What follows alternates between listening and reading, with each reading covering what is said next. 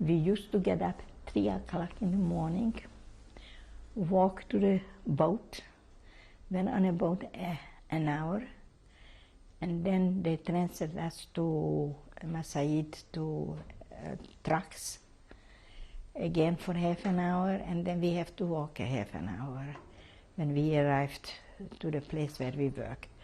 But one good thing was, if they bombed Hamburg, then we got the main meal, like the soldiers, a thick soup with some meat in it. You know, that was 6 weeks. We worked there in Wilhelmshaven. How were you treated there? One thing was, only the SS could punish us. The Wehrmacht, no. They had just to watch. We shouldn't run away. You know, we didn't have capos like some camps have capos. The capos made sure that everyone is in the same, you know, wherever he has to go to work.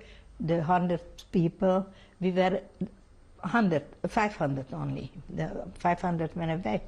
So it was easier. We had 5 capos, 500 people. So every capo didn't have anything to do with us, didn't hit us, mistreated us. And we heard from one of the girls, he was talking to the guard, he says, I thought I'm going to come to the camp and with a rifle and I'm going to kill a few Jews, but I'm not allowed to even touch them, you know. Where were the capos from? The capos were from our girls. Huh. Yeah. Everyone was from the same place, you know. We had a Lagerälteste that was over the lager. She was from Holland. Lovely girl. The Stubova, the one who we had, Lisa, she had 3 rooms. She was from Prague. Very lovely girl also. We weren't punished like this, but the SS punished us if we like he thought that we deserve it. But he said everybody has to be clean when he goes out from the lager, you know, from the camp, because we are working among people. We were sweeping the streets. We were doing things, whatever we had to do, and came back. I was working as a bricklayer. How did I get in? They needed to fix in the camp, between the 2 boards were little spaces. This we had to fill in with cement. So he took 10 girls from us, and that's why I got very friendly with my twin friends, because they were there too. And other girls, I don't know exactly their name, I don't remember anymore, and we used to go together. We fixed all the spare things, you know. I was the cement mixer. I went to the kitchen for water, and I had already my friends there. They pushed in my pocket cabbage, you know, carrots, things like this, whatever they could, you know. And I divided everything for us 10. We worked there not long, because then we were sent to, it called Red Cross. The bombed out people from Hamburg got temporary houses, and we built them, you know, from big cement, like planks, and first we had to dig out the ground to put in cement in. In that cement we put in poles, 4 poles, let's say 4 or 6 poles, depends how big the house was. And in that poles we shifted in the planks, the cement planks, and then we had to close the open spaces for it, you know. So this was my job. And whenever it was alarm, we had to go down on the floor, you know. So that was the Red Cross. Wherever we worked before that, Then we had to make a bunker for the Mannschaft, for the men, for the whole staff there. So we had again dig the ground and put cement flat, and after that we had to bricks like this carry there and put it one after another. We had a foreman, and foreman showed us what to do. Foreman was a German, yeah. So he said to us what to do, and once we worked so hard, but that was the bunker. You know what's a bunker? The bunker for the Mannschaft, for the staff. So it had to be big. So it was big with very small windows, and on top we had to take 10 tons of cement. And you cannot stop cement because then it doesn't bind. Yeah, we were working till 10 o'clock at night. Those 10 girls. Yeah, but we got a reward. We got goulash with potatoes for that night. How were the relations between the women? Different. You know, everyone was different. They were fighting. They were, The interesting part is on Christmas, the SS came in and he said, you can write, here is 2 cards, you can write to whoever you want in the world. I wrote one to my uncle here in Haifa, he got it. And I wrote one to my first husband's brother in Switzerland, he got it. I'm sorry I don't have it because my uncle died first. My aunt got Alzheimer's, and he was sent to a home, and I don't know what happened. You know, what happened with the stuff what they had. You know, and the same thing, I knew my brother-in-law had it. He was very nice to me after my husband, he knew before I knew that my husband is dead. You know, but I met him in Prague. He was in the army, in the British Army, as a Czech soldier, yeah? And he knew already that he's dead, but he didn't want to tell me to hurt me. But I found out later in Budapest. Everybody we asked, whoever stepped in, we asked about it. That time I remembered what regiment he went, where he went. You know, I don't remember anymore. It's 50 years or more. So one soldier came in and I asked him, did you met Frankel Adler, Nathan Frankel? He says, yes. Come sit down, I tell you.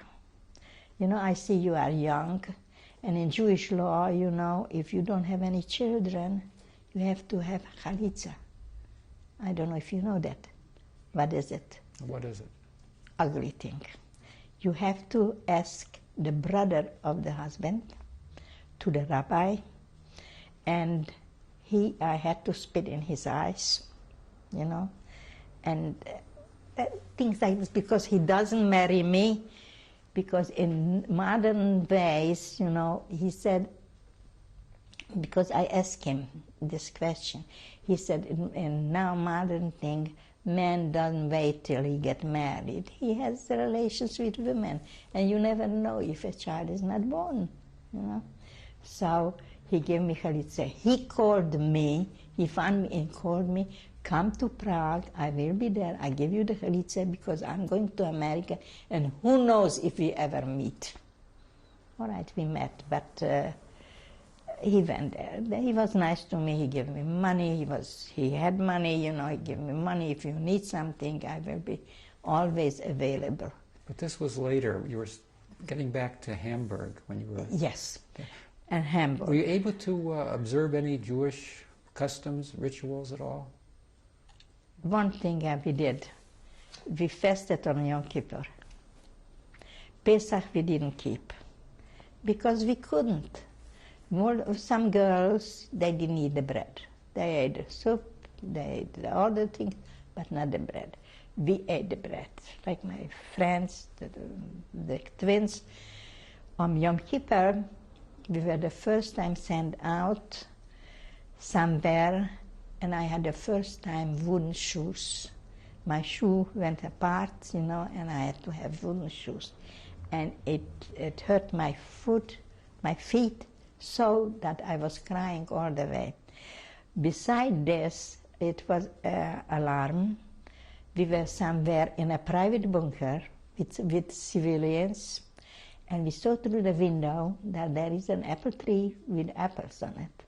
So one of the girls, I don't remember if it was Lola or Bobby, she sneaked out, tore off 3 apples, brought it back, and we ate it before Yom Kippur with a slice of bread what we brought. I always managed to have a slice of bread extra, How did we pack it? We were working with cement. The cement sacks had 3 layers. The middle layer was clean.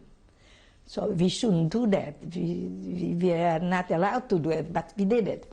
So this was our pack, what we could pack the sandwich, piece of bread, and, excuse me, we used it for toilet paper, This, and so we came back to the place. That was a small place, like a transit place. It's called Wedel, but it was near Hamburg. And the girls, it was 9 o'clock at night. It was all dark because the guard missed the boat, and we had to walk. And we walked 3 hours till we get back. And like my friend and me, all the way we were crying. We know it's Tisha Yom Kippur, and the feet hurts us, and we walked so far. And when we came, the girl said, you missed a lot. It was Zellapel, like line up, and we got a new Unterscharführer, that was the SS, and he had a speech. And he told us, look, girls, I know that you have the holiest day tomorrow, Yom Kippur. But you don't get so much to eat that you should get stronger. You will get always weaker. So don't try to fast. But about 100 of us fasted. But that Lisa, I told you the Stubova was very good. She put away a barrel of food for us. When we are finished the fast, break the fast, she gave it to us. She was very nice to us. And we had to clean up. Yeah, they transferred us, they put us in trucks, 50, transferred us to Eidelstedt. That we stayed about 9 months. In that Eidelstedt, we had to clean up the camp because they were Italian war prisoners, and everything was dirty. So we had to make our new, straw-filled mattresses, but everybody got a bed, a pillow, a cover. As a matter of fact, we got even a towel and a piece of soap. When did you get to Eidelstedt? Eidelstedt we got right Yom Kippur. What year? Yom Kippur. On Yom Kippur Day, I don't know the date, that year. And like I said, we didn't want to clean, so we were beaten up, kicked, and things like this, because we didn't want to do it, but we had to. By the end, we had to. So we were in small rooms, 32 a room, and we had a table with stools. We could sit down and eat, and everybody had a bed with a pillow and a cover. It was menschlich. you know. And we worked in Eidelstedt. We worked like a bricklayer. I was a bricklayer. Other girls worked in Hamburg. And who is that? Okay. It was probably my brother. Or maybe my granddaughter. Tamar? Tamar, that's you? Okay, sweetheart. You alone? Oh, go to your room, okay? And later come out and introduce yourself. And we weren't treated very badly. Who were the guards there? The guards were also Wehrmacht, the police. But 4 weeks before the end, 4 weeks before they took us away, they changed all the men and they brought in women. And they were cruel, unbelievable. The one was working with a whip, you know, and whom she hit, you know. And it was about April 10, it was still cold, you know, especially in Hamburg it's colder, you know. So she let us, all the coats, put in one pile. You know, everybody should take out, and we had to go to the bathroom, and everybody had to have just one suit and one underwear, yeah, and the rest. I was lucky. I made myself an underwear, an under jacket, and on top of this, my regular jacket. That under jacket, I put away in the latrina, in the bathroom, and nobody knew about it. And when it's finished, I put it on and I put my sweater on top of it.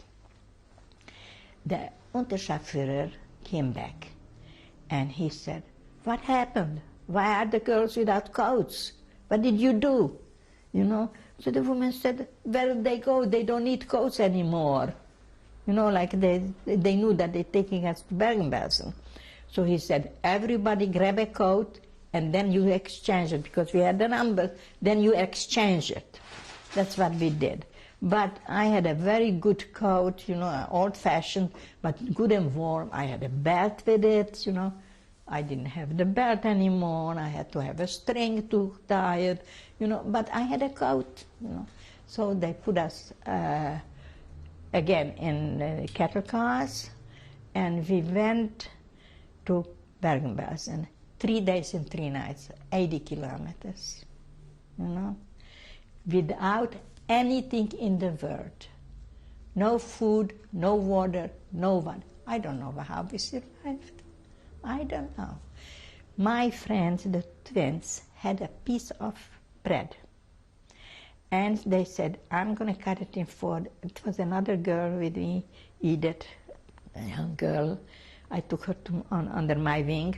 And he said, "I'm going to divide a piece of bread like my hand, yeah, in 4. I said, "Lola, I'm not taking it. If you don't take it, I do throw it out the window," he said. "You must have it." You know, that kind of friend they were, you know. And we shared the work. Okay, we had the wheelbarrow. You were 3 times with the wheelbarrow, now we go. You sit down, you know. It's very seldom people like this, you know. They're very, very good-natured. And so we arrived in Bergen-Belsen. In Bergen-Belsen, they weren't counting us. So we said, "This is not a good siman." You know, if they don't count us, they open the ramp and go in. We came there. We never saw in our lives. Auschwitz was nothing to compare to this. Bergen-Belsen was unbelievable. As they pushed us, wherever you have place. We came to a room that was filled, dirty. The stench was unbearable, you know. And people were laying on the floor, sick, on the bed, sick, every place. We found one bed without anything, just the boards. And there my 2 friends found an aunt and a cousin. So we were 4, and they were 2. So we took the planks on one side and the other side, and we sit down and slept like this, you know. Next day, they said, we saw that something is going on because the guards were wearing white, like, how you say it? Armbands. Armbands, yeah. So we saw something is going on, but no food, no water, no nothing, you know. And I said to my friends, I have a feeling my sisters are here. And they said, you are crazy. After a year, you know, it was almost a year, we separated, they went different places. I wanted to go with them, and we had a doctor, a lady doctor from our city in our camp, and I told her, you know, I'm going to go to the other camp where my sister he said, I wouldn't let you go. I'm going to go to the secretary and I tell her not to. But their fate, it's not your fate. Let them go and you go. Different. So that's how we went together. And I said to my friends, I have a feeling my sisters are here. So they told me. I went to one place, asked about it. They cursed me, they told me such ugly things done. So I was walking, it was sunny, nice day, as walk on the street and meet a woman. She looked to me like 80. Now I'm 81. 80. With a babushka, with a black coat, with a cane. And she looked at me. She says, how did you get here? I said, do you know me? She said, sure. You were the bookkeeper by Schlesinger, the firm where I worked. And she was a daughter whose father made alcohol, you know, pure alcohol, and they were sending it to stores. So I said, who are you? And she said, Blanca, what's the other name? I forgot. I wouldn't believe my eyes. She was 2 years older than me, and she looked like 100, you know. So I said, Blanca, maybe you know there are 3 sisters from Svalava. Their name is Schwartz. He said, go there. And I found them, you know. The surprise, I cannot tell you how it was. It was 2 days later where we were liberated. But before the liberation, everybody, they ask who wants to go to work is going to get a piece of bread and in the evening a soup, if he has what to put it in. Because they took everything from us. We had everything already, everything. So what shall we do? We have to have something to put it on. So we found out that 2 girls from our city are working in the hospital there. So my twin friends said, I am very friendly with them. Let's go to them. Maybe they're going to give us a plate or something. That's why when we passed the mountains of dead bodies, we made like this. We shouldn't see it, you know. And we came to that place and we called them out. And they came out and one girl says, what can you give me for it? I said, you know what? Here is my sweater.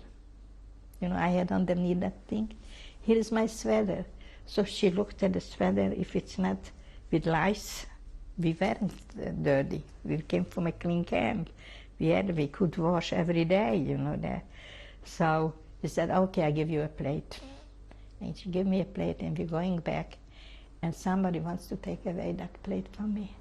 I don't know how I had the strength. I screamed, I bought that plate, and this is my plate. And somehow she let me go. And we came back, and we got 1 spoonful, 1 ladle of something. 6 of us ate from it, and a piece of bread. That piece of bread was in my pocket, and I always took a crumb, you know, then a crumb. I said, I bring it to my sisters, you know. I met my sisters already. So the half of it I ate up. I couldn't stop, you know. And so we came back, and so we went to dig a grave for those corpses, you know. So they sent us out, and at 3 o'clock in the morning, the stars were still out, you know, and we had to go 5 abreast. And I was standing, and somebody came the 6th and pushed me out, and I got beaten up. I never saw, they say you see sometimes stars, you know. I saw stars when she beat me up. You know, I said, it's not my fault, I was here before. Nothing helped. So we went to work. We came there and we were digging and digging. We didn't have kayak to dig, you know. And we were digging, and in the afternoon we were liberated, you know, with the loudspeakers. The English said, you are liberated, we are here, we're going to give you medicine and everything else. So we with my friends, we sit down on the edge of it, we were digging and started to cry. You know, we didn't know what to do with ourselves. So we came back, and I said to my sisters, we are liberated. They said, that's a joke. They didn't believe it. I said, you will see tomorrow we get food and everything. What condition were they in, your sister? Terrible. Terrible condition. They said that I was in good condition. I weighed 36 kilo. But the cheeks were red because I was the whole year round under the sky. Summer and winter, the snow fell, the rain fell on us, everything, you know. So we came back to the camp. How many sisters were there? Three together. And how long had they been in Bergen-Belsen? 3 months. They went through all the sicknesses, just the younger one. Now she had pleurosis, you know, but she didn't go. She wasn't in typhus like the rest of them, just this. And next day, they lined us up, the English, and they gave us condensed warm milk. Could you imagine what that did to us? Everybody was dying. You know, they died more than all the time. Next day, for lunch, they give us a fresh bread like this and a can of ham and eggs and other sausages and things like that. We couldn't resist. We had to eat it, and then we got sick, terrible. But because I went through that sickness before, didn't affect me so much, okay? And then people were falling like flies. A girl asked me we had water already, you know, they brought us water, fresh water. We gave her, she asked for a little water. When I came with a cup of water, she was dead. You know, they died, a man died more than the women, you know. And after that, we were transferred to another place. And, you know, everybody was free, so we went to look for food, for clothing, for everything. And I found a coat, and it was worn before, and I got infected. 3 weeks after liberation, I got sick. Okay? Stop.